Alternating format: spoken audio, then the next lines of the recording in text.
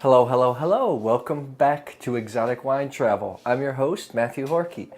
So we have a few more days as I'm filming this before Shireen and I actually take our 3-month wine trip through the Balkans.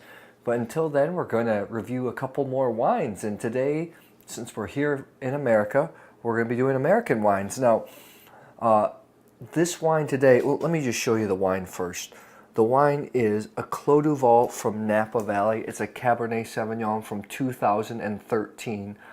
Now, remember, to be labeled a Cabernet Sauvignon in America, it means it only has to have 75% of Cabernet in the bottle.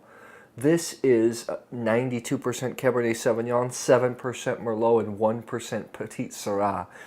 Now, I realize I'm drinking this very, very young, but I'll just give you some interesting facts. I guess 2013 is supposed to be an epic vintage in Napa. And what I mean by that, fantastic grain conditions, the grapes, the fruit turned out fantastic, the wines have turned out fantastic. Can be drunk young, but obviously, if I was doing this properly, I should be aging this for 6-7 years at least. This bottle right here, 95 points Antonio Galloni, 92 points James Suckling. So those are big time scores, big time scores. A couple other things I want to share about Clos du Val. This is actually one of the Cabernets that was actually used in the 1976 Judgment of Paris, where they pitted American wines against the French wines, and Americans won in Cabernet Sauvignon and Chardonnay, which kind of changed the history, or changed the future of the wine world. So I'm looking forward to this. I'm not a huge American Cabernet guy. I usually don't like over-oaked, over-vanillaed wines, but for some reason I've been having a craving, and I'm not super experienced in drinking a lot of American Cabernets, but I thought I'd give this one a shot. Great price. Can be found for about $29 US dollars. I'm doing this for a friend too. He said he was looking for me to do wines that he could find. You can find this maybe not in a common grocery store, but simple wine shop, Whole Foods, you'll be able to find it in the US. As I'm pouring this in, it is a deep purple color, almost like dried prune juice color. That's how deep and dark this bad boy is. So I'm going to give this to Shireen first. This is pop and poured. This is not decanted. So I'm really tasting this and smelling this actually super young. I gotta show you. Look, Shireen, can you see the color in there?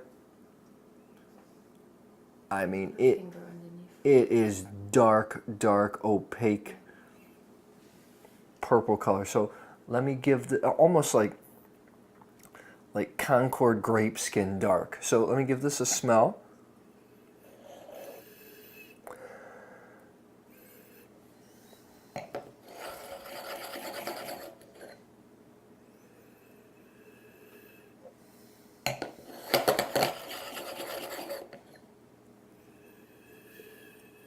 I'm picking up just a ton of blackberries. I'm not picking up any vanilla. Sharon, are you picking up any vanilla or oak on this at all? No, I can smell a bit of wood, but I'm smelling more violet, tobacco, and armpit. Actually, that's a really good point. I do smell a little bit of tobacco on this. Violet, blackberries. I don't smell the stinky armpit, but Clean armpit, maybe. maybe a clean armpit. Well, let's give this a taste.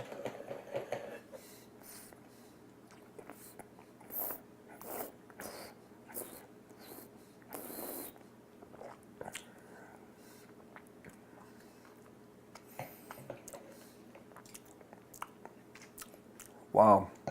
So keep in mind I have not decanted this yet. Probably should decant it, but this has an extremely rich mouthfeel.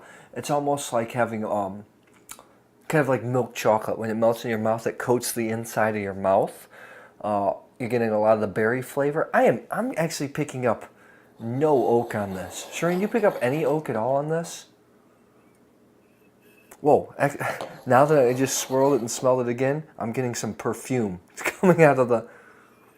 Sure, you gotta swirl again. This is crazy. It's actually picking up a lot of perfume now.